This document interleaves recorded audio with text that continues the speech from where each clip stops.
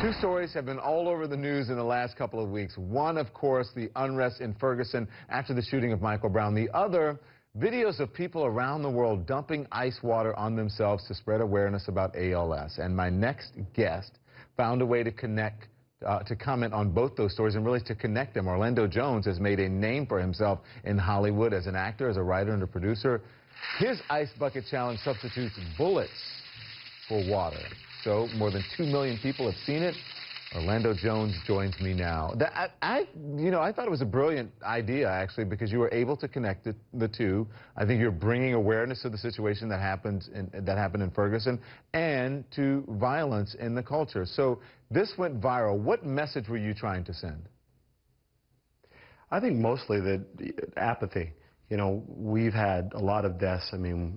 I think 17 kids died in Chicago. So for me, Michael Brown and all these people who are sort of leaving the planet unceremoniously under auspicious circumstances was something that I wanted to talk about, but mostly that I haven't been outraged enough about those things. So I really want to kind of point the finger at myself and say, I no longer want to live in a world where these type of things happen, and I wanted to, really challenge myself to put my emotions aside and listen without prejudice and try and love without limits and reverse the really hateful situation that I think we see happening around the world and in this country right now today. So with these bullets, I was wondering as I saw you do this, I was like, what if these bullets go off? I got those bullets from law enforcement, actually. Here in Wilmington, a lot of the police force here, great guys. Obviously, we work with them as I play a cop on the show Sleepy Hollow. So, I told them what they were going to do. They thought it was a great idea to bring awareness, and they obviously knew I wasn't pointing the finger at them. So they actually got me the 300-400 bullets that I dumped on my head. All right. Okay. So you say that you're a lifetime member of the NRA and an active special member of the Louisiana Police Force. Did Ferguson Police, you think, what did you think of the response to, Ferguson Police's response to the protesters? Well, look, whenever you show up with tanks instead of tasers, you're looking for an altercation. Generally, people show up with a bullhorn when they're looking to have a conversation, not a tank. So, having said that, there was looting. And I think these circumstances are always really difficult because emotions are running high. In this case, obviously, there have been cases like Jordan Davis and various other people here and abroad where people are dead and people want justice. But justice does not mean we trample due process, and justice certainly does not mean that we, loot people's businesses and what have you. So I can certainly understand the police's desire to want to try and maintain law and order, but by the same token, I can certainly understand the black community, the community at large, the white community, because I don't think this is about color at all, outrage with yet another young teen being shot and not really having a clear answer as to why. I was just going to ask you, do you think this is about race, or do you think it's more about authority and a disconnect between the community and the people who are supposed to protect and serve them? I'm not sure that it's even that great. For me personally, I don't think it's a disconnect between the police, because there are stories when the police have saved people and the police have been, protecting and serving. Those stories do exist, and people are grateful for them having shown up and helping them. But in this particular case, no one knows what happened. Yeah, and when you save a life, it doesn't get as much attention as when someone takes a life. I want to talk about the celebrities who have been speaking out about this that we were talking about. John Legend tweeted, he had some angry tweets, right? He said, well, there were some angry tweets. He said, calling us animals has been the language to justify slavery, Jim Crow, and all manner of injustice. Dehumanization and racism go together. Why has this struck such a chord, do you think, what happened in Ferguson?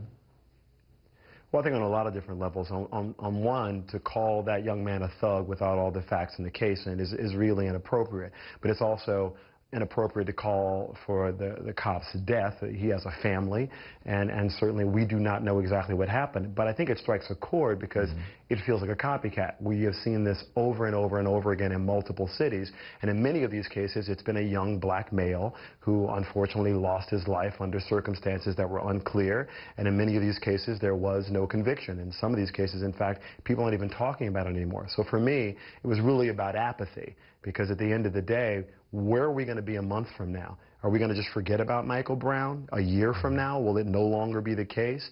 We're not talking about a lot of the things that have gone down over the course of the last year, and the cases certainly haven't been resolved For me, it's a human rights issue. It always has been, and I think we are really talking about human rights and nothing else. It's certainly not political, and it's unfortunate that there's so much hate and derision around it all, and that we're not truly focused on the fact that someone lost their life, and everyone has a right to life, irrespective of what you think of them or how you feel about them. The right to life is essential. Besides from your fine acting, what I do admire about you is that you say it like you mean it, like Wendy Williams says. You really don't hold back, and you got a lot of criticism for your bullet challenge, because some people were upset that you were equating the two things, that maybe you were minimizing what happened in Ferguson.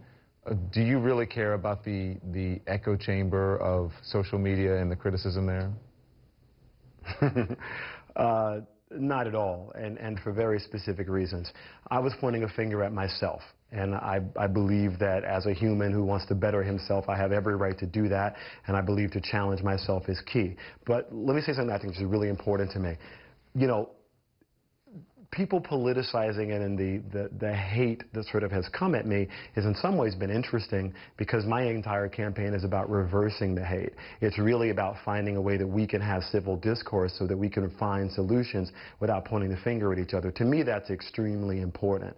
And the echo chamber really isn't interested in any of that. I see it as very much an us versus them type of thing. Us are the people who want to leave this world better than we found it, and them are the people who are okay with the status quo and spreading hate.